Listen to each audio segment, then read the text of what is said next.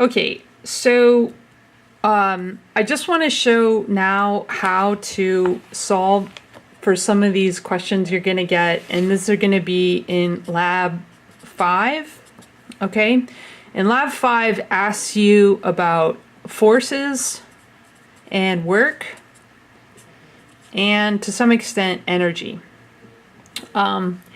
So in this lab, one of the things is it talks about like how ramps, if you put an object on a ramp, okay, like so. Let's zoom in a little bit here.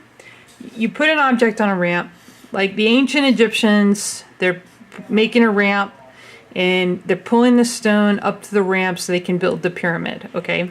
So now what a ramp does is that it changes the amount of force that you need, okay, to get it up to a given height. Normally, the object would need to go straight up, and you would need a big force to counteract the force of gravity. To overcome this force of gravity, you need to make a big force. But when you put it on a ramp, you really only need to overcome this force, which is going to be shorter and smaller than this force, okay? So in the drawing, it talks about the force on the ramp that you're concerned with is going to be, so let's say this is F1, you just need to make a negative F1 to overcome this F1, okay? But F1 is smaller than the big F, the F I call F vert. The vertical force is quite something, all right? So this is F vert. This is the force you would need to overcome gravity and lift it straight up. But a ramp is great because all you need is a smaller force to get it to this height, okay? You got it. The thing is, though, is it's considered this height is just this part of the triangle, okay? So for the angle theta, this is just the so-called opposite part of the triangle. You just have to go over this short distance. But for this one, the hypotenuse is longer. And so when we look at work, which is force over distance, the force is smaller, but the distance is larger, okay? So that's the thing is, like if you're just not strong enough to lift the block up like that, then you can never even attain this vertical force, but you only need a smaller force to get it up, and you can maybe apply it over a greater distance, all right? So how do we get F1, the force that you actually need on the ramp, from F vertical, all right? So F vertical is easy. It's just F equals mg, all right? It's just the force of gravity. So let's say this is 1 kg. F is going to equal 9.8 newtons, right? 1 kilogram times 9.8 meters per second squared is going to give you 9.8 meters per second squared kilograms or newtons, all right? Now, in the example, we give a theta. The amount of F1 that you're going to need for theta is going to get it up. This thing is going to depend on what theta is. All right. So now I gave you, I think in the book I gave you a theta equal to 20 degrees. Let's do it for 10 degrees here, just so you get a little practice. All right. So what I do is I gotta use SOHCAHTOA to solve for this triangle. And if you look carefully in the book, I'm gonna blow this up a little bit here. I'm gonna blow up what I drew. And here's the object. And kind of the beauty of Newton is that he helped create this framework of how we deconstruct that we sort of like translate the triangles, okay? So here's F vert, okay? But by the laws of geometry, all right, this F vert and this is F1, and this, you know, these two F1s have a relationship so that this angle here, theta, is like this angle here. All right, And you could see it a little better in the book. This drawing isn't so good. But the point is, here's F1 in this little triangle here. So I can actually solve for F1 using geometry because I know F vert and I know theta. So I can translate F vert and theta from my system. All right, and really this line of the triangle here is going to equal F1. So now we just make this little triangle like so. We'll draw it over here. This is theta. And this is F vert. We just rotated it around. Didn't break any rules. And then I want to solve for F1. If theta is equal to 10 degrees, what I do is sine is opposite over hypotenuse. Okay, so sine theta is equal to F1 over F vert. But I know F vert. There's F vert up there. Sorry.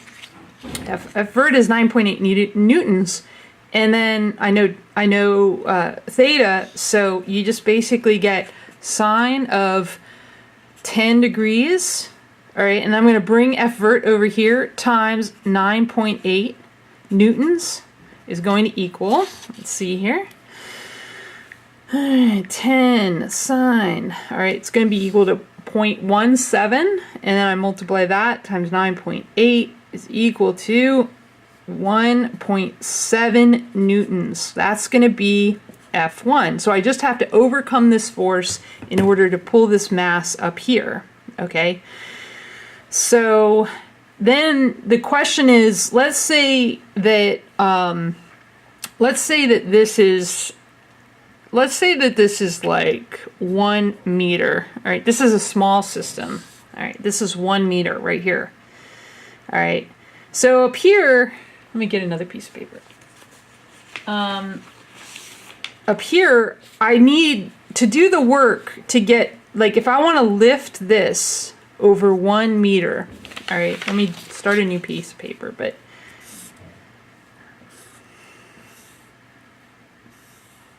all right, so I got 1 kg and I want to lift it 1 meter, and I know that I need a force equal to 9.8 newtons, all right, over 1 meter.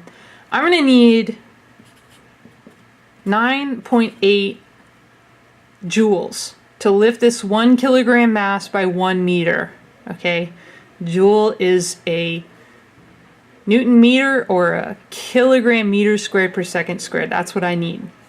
And that's the hypothetical situation of lifting this weight right here along this part of the sort of imaginary wedge or thing.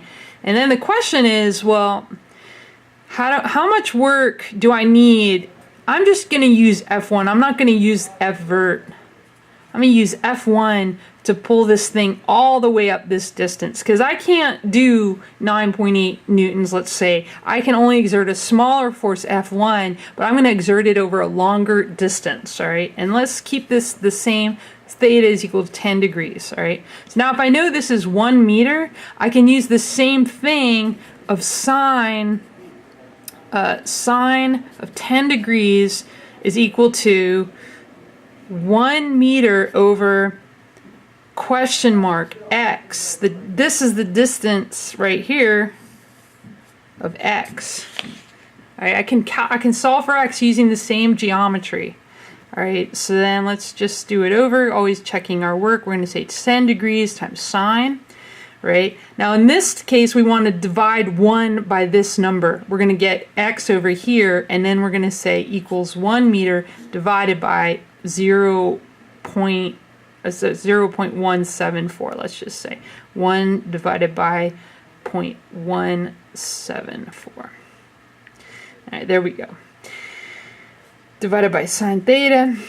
So x is equal to about 5, let's call it 5.75 meters. All right, so x ends up being 5.75 meters in this system.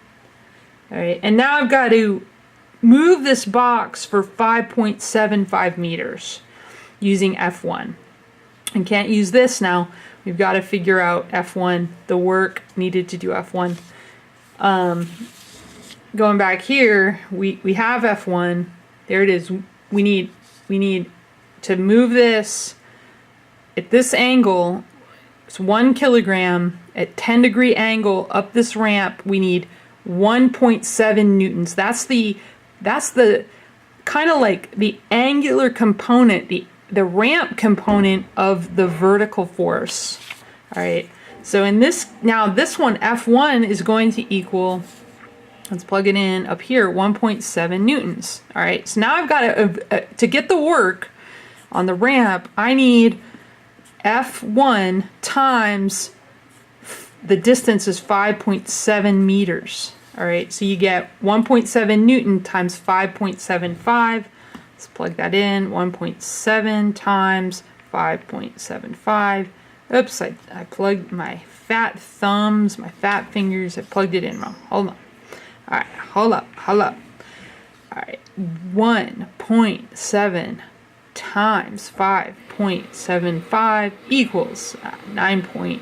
Is that right? Let me check that. 1.7 times 5.75. Yes, that's right. So work is equal to 9. Hey, look at that. Look how close that is. It's basically 9.8 Newton meters, or 9.8 joules. So is that a coincidence that the work along the ramp is the same as the work in the vertical? Is that a coincidence?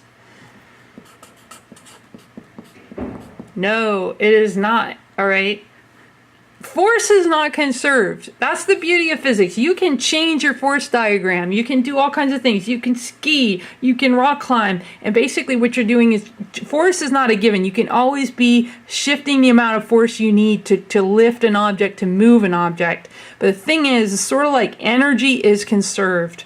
So if the amount of energy or work that you need to lift this object this much height, it's got to be the same as the amount of energy you need to move it across that ramp, because it's a smaller force, a longer distance, a bigger force, a shorter distance. So this is kind of getting at, energy is conserved. You cannot create energy. You cannot destroy it. All the energy is just moving around, okay? And so we're going to see this in the next lecture, which is about thermodynamics, okay? Hey, look, I have a text message. All right, bye. See you next lecture.